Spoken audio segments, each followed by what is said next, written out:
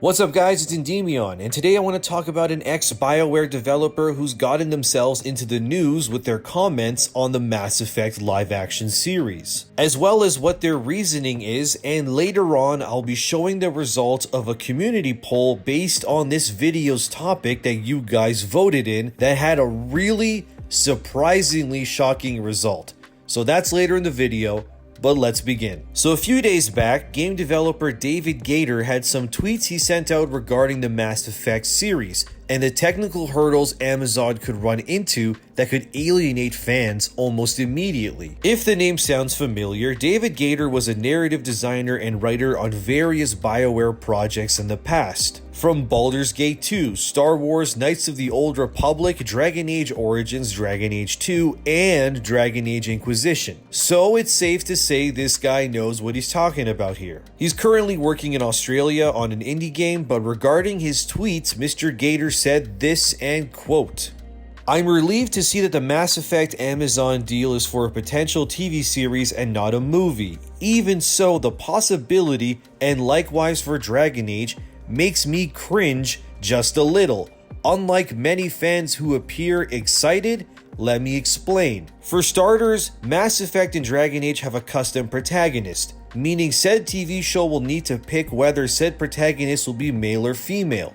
Boom! Right off the bat, you've just alienated a whole bunch of the built-in fan base who had their hopes up. Secondly, those protagonists are designed to be a bit of a blank slate, one that the player fills out with their decisions. That's not going to work for a passive medium, so suddenly the protagonists will have their own personality and their own story. That will be weird." End quote. Gator continues on saying that choosing which aspects of Shepard in this series to be canon over others will not only alienate certain sections of the fan base, but he goes on to say that Amazon can't possibly cater to every fan's want or needs by incorporating every single squad member across the trilogy in equal light. What's likely to happen, which is both unfortunate and the grim reality of adapting different mediums, is that not every character will be given the same spotlight as they should have once the adaptation process begins. For example, I'm sure many of you banged or romanced Garrus or say Liara or Tali. Well, once this Shepard is cast, Amazon will have to choose a canon romance in a sense for their Shepard. So if they choose Liara, Garrus fans aren't represented in this way. Hell, what about Vermeer? If Amazon chooses for Ashley to live, Kaidan fans or even people who romance Kaidan will now be alienated or pissed in the long run. Basically, it's quite literally impossible for Amazon or BioWare to cater to everyone's needs or wants with this series. It's sort of like how with the next Mass Effect game where the canon ending seems to be destroy over synthesis or control, which means already out of the gate the next Mass Effect game is saying anyone who chose synthesis or control technically chose the non-canon choice. However, as limiting or confusing as this whole fiasco might be, I wouldn't really be worried, to be honest. Likely what'll happen is Amazon will compile the data and suggestions of BioWare and see which squad mates were the most used or interacted with and go with those most likely. So it's sort of safe to say, of course I'm theorizing here, but still, that characters like Garrus, Liara, Tali, or Rex will definitely be represented in the series in a solid and good way. However, it should also be mentioned that unfortunately certain characters will not be given the same spotlight. So I doubt characters like James Vega or Zaid, maybe even Kasumi, will necessarily become big reoccurring characters within this live action series.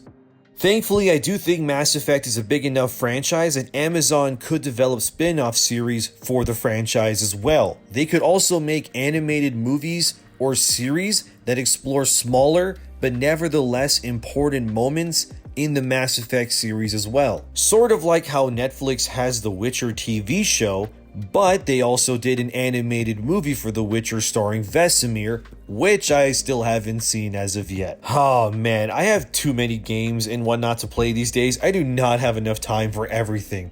But if I had to pick, I would simply say the easiest way to go about this series would be to just look at the user data and go, okay, most people played male Shepard over female, Liara was the most romanced, and Destroy was the canon ending, and go with that. However, not everyone is happy with this. As I said earlier in the video, I would be looking at a community poll that I posted on YouTube here where I simply asked you, the subscribers, what do you want as the lead in this series? Male Shepherd, Femme Shep, or not Shepherd at all? The results were very interesting, so let's look. As of the making of this video, there is currently 271 votes casted, and to my surprise, 45% of you don't want Shepherd as the main character in the live action series. That is really surprising. The other 40% said Male Shepherd, and Femme Shep was in last. Sorry, Femme Shep fans. But the not having Shepherd as the hero was something I didn't expect. Reading the comments, we have users such as Goku Black saying, quote, "They should make the TV series about the pre-Mass Effect 1. I want to see how humanity started to go to space, how the first contact war happened, and how Cerberus really got that big and dangerous. That's what I want to see, not the trilogy as a TV series." While a Cerberus live-action series would be cool, I think exploring Cerberus would be better suited to what I said before in the form of an animated series or an animated film, but that's just me. User Agrosh, sorry if I mispronounced that, said, quote, "If they focus on Shepherd, there's literally nothing to hook us in. No stakes, we already know the story, it will just be experiencing the game story again, but in worse quality." Okay, I see where you're coming from here, but I think adaptations work because they stick to adapting the core conflict or main story within whatever is being adapted. For instance, Lord of the Rings is a book, of course, but the adaptation just retold the story, but in live action. It didn't lessen the books because we knew what happened, it just increased the spectacle because we got to see it happen in a cinematic format. And then there's user Soli who said, quote, "There is no Shepherd without the voice of Mark Meer or Jennifer Hale."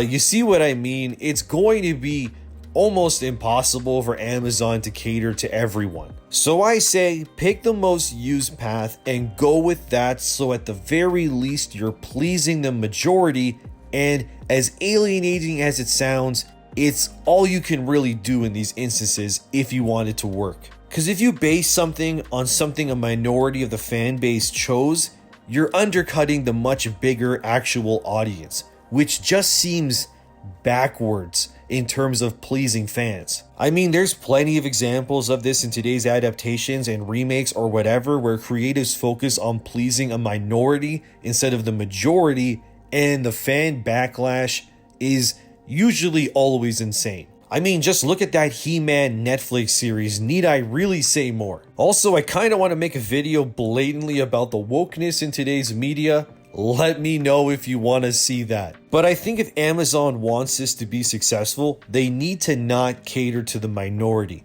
Focus on what works and cater to the majority. Because let's be real, if you want something to be successful, especially a multi-million-dollar property production, you can't cater to the minority. It's the unfortunate reality. I'm sorry to say, but that's just not how business works. Well, what do you guys think of this news? Is Mr. Gator right? What about the community poll and subscriber comments? Should I do a wokeness video? Let me know in the comments below. And if you love Mass Effect and want to stay up to date on everything surrounding it and other games, please subscribe and do all the things the algorithm loves. It gives my life meaning. And thank you to my patrons, Fade, Pupil X, and Video Gamer 75. If you guys want to be a patron, my Patreon link is in the description box below. Thank you. I'm ENDYMION. Expect another video in the next day or so. I might do a video on Naughty Dog's next game here too. So, thanks for watching, guys. Let me know what you think, and I'll see you in the next one.